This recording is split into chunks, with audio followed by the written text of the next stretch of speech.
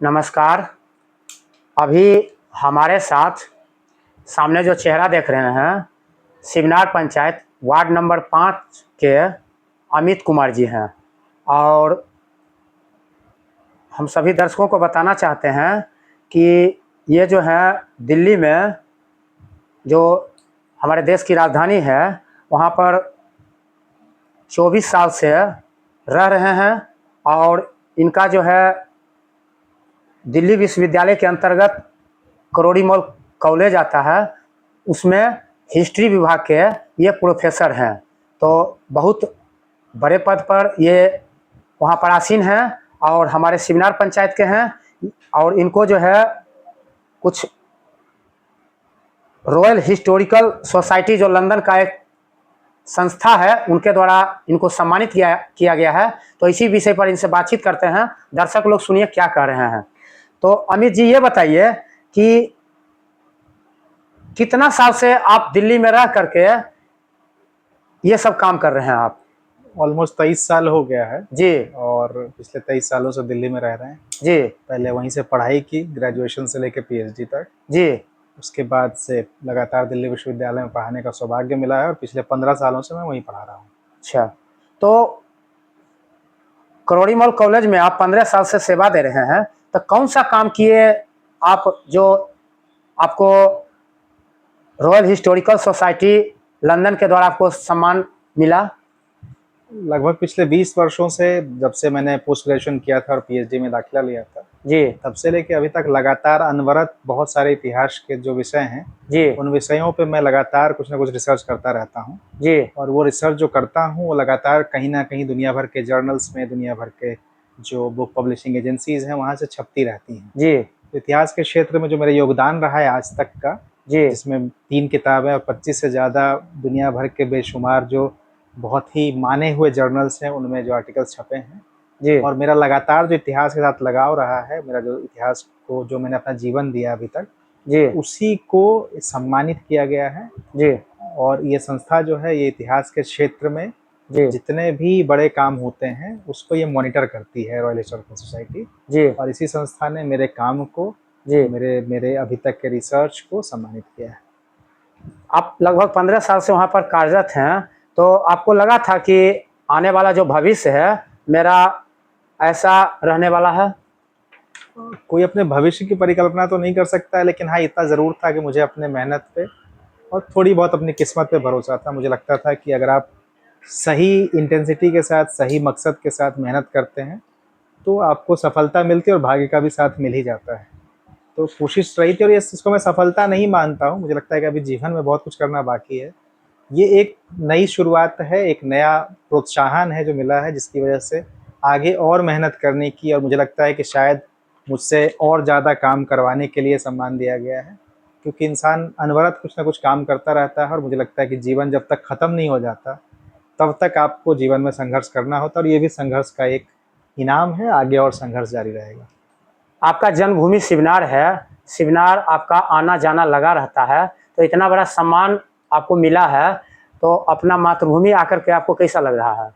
अच्छा लगता है। मैं अक्सर ही आता रहता हूँ और अपने परिवार के साथ, अपने रिश्तेदारों के साथ मैं जुड़ा रहता हूँ, और दोस्त यार भी कुछ लोग गांव में हैं, उनके साथ भी हमारी बातचीत होती रहती है। फ़ोन पे भी हमारे गांव के 5-6 लोग हैं जिनसे मेरी अच्छी मित्रता है या छोटे भाई वाला संबंध है, तो उनसे लगातार बातचीत होती रहती है। गांव के बारे में, समाज के बारे में चर्चाएं होती रहती हैं। ये पहला मौका था जब पूरा का पूरा गांव और पूरा समाज उठ के मेरे इस उपलब्धि पे का साक्षी बना, और उन्होंने उसको सेलिब्रेट करने का बहुत बढ़िया एक उत्सव अभी सुबह में मनाया गया, जिसमें मुझे बुलाया गया था, मुझे सम्मानित किया गया। तो अच्छा लगा मुझे।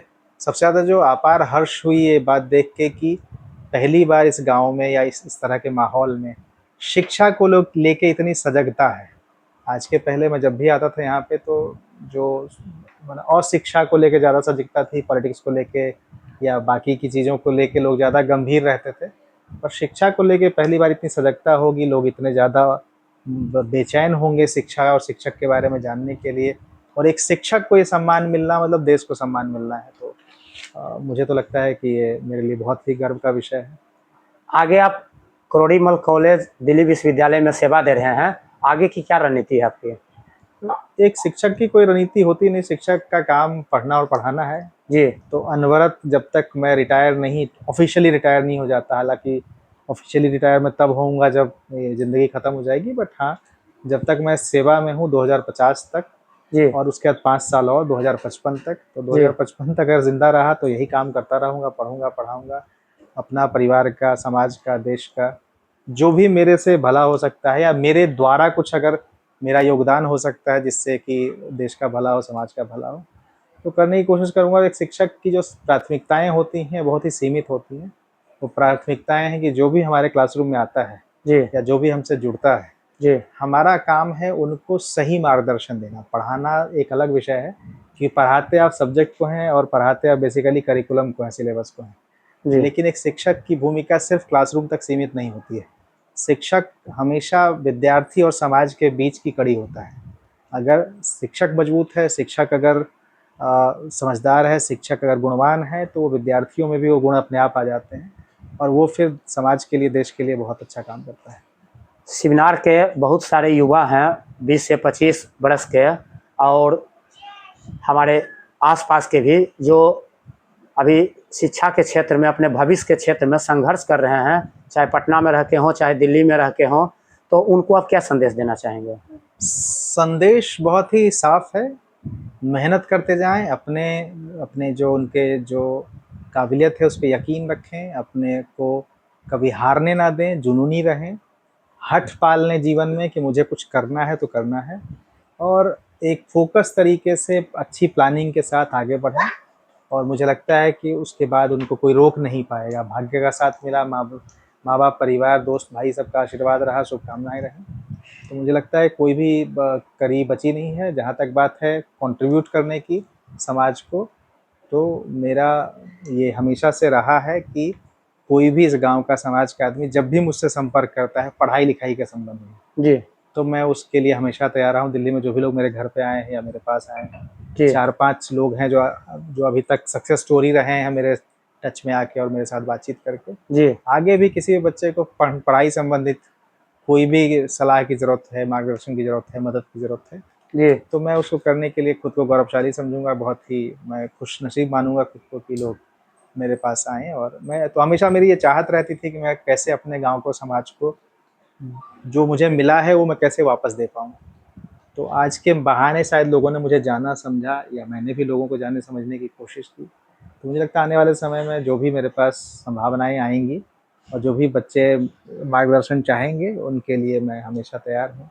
मेरा फ़ोन नंबर सबके पास है और मैं उनको हमेशा। शिवनार आपकी मातृभूमि है, शिवनार के लिए कोई योजना है आपके दिमाग में?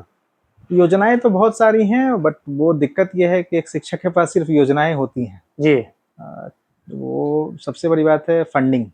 जी तो मैं कोशिश करता हूँ कि सरकार के माध्यम से उन ये योजनाओं को लागू करा सकूँ। कल ही मैंने सरकार को कुछ सलाह दिया है जी कि कैसे, एक उसमें से एक बेहतरीन सलाह ये था कि ग्राम पाठशाला, ग्राम जो पुस्तकालय है उसकी योजना शुरू की जाए। जी और क्योंकि मुझे लगता है कि जो बेसिक एजुकेशन है, प्राइमरी सेकेंडरी एजुकेशन, जी वो किसी भी इंसान के जीवन का रीढ़ का हड्डी होता है, फाउंडेशन है। जी अगर वो मजबूत होगा तो पूरा उस आदमी का जो जीवन है वो सफल हो जाता है।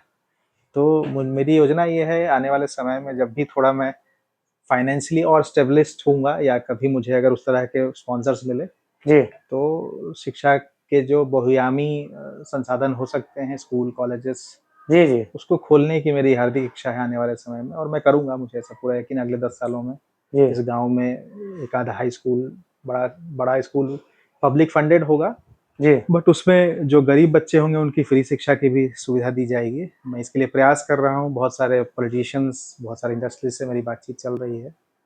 कोशिश कर रहा हूँ कि वो कुछ हो, स्कूल, कॉलेजेस, इस इलाके का शैक्षिककरण, इस इलाके का जो शिक्षा के क्षेत्र में विकास होना चाहिए वो अभी नहीं हुआ है। मुझे लगता है कि और ज़्यादा संभावनाओं की ज़रूरत है और उस पे कार्य करूँगा मैं। और ये सामने जो चेहरा देख रहे हैं, ये अमित कुमार जी के माता जी हैं। इनसे बातचीत करते हैं, क्या कर रही हैं सुनिए।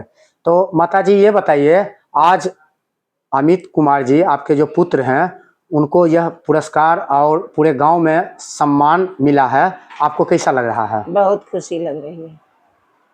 उम्मीद किए थे कि हमारा बेटा इस पद पर और ऐसा सम्मान हमारे सामने ला पाएगा?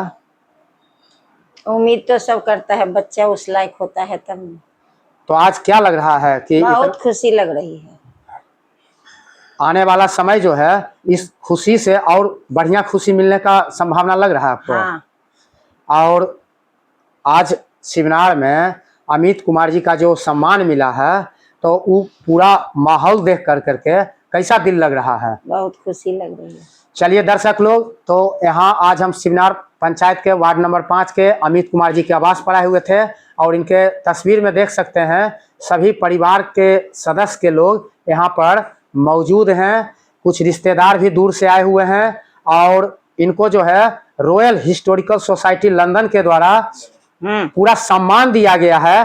तो बहुत ही गर्व का बात है। और फिर से हम एक बार दर्शकों को बताना चाहते हैं कि अमित कुमार जी जो हैं वो करोड़ी मॉल कॉलेज दिल्ली विश्वविद्यालय के अंतर्गत हिस्ट्री के प्रोफेसर हैं। तो हमारे लिए हमारे गांव शिवनार के लिए बहुत गौरव की बात है और बहुत सम्मान की बात है। आज हमारे बीच यही अमित कुमार जी उपस्थित थे। फिर किसी लेटेस्ट वीडियो और किसी हस्ती के साथ आपके साथ उपस्थित होते हैं। तब तक के लिए जय हिंद, जय भारत, जय हर हर महादेव।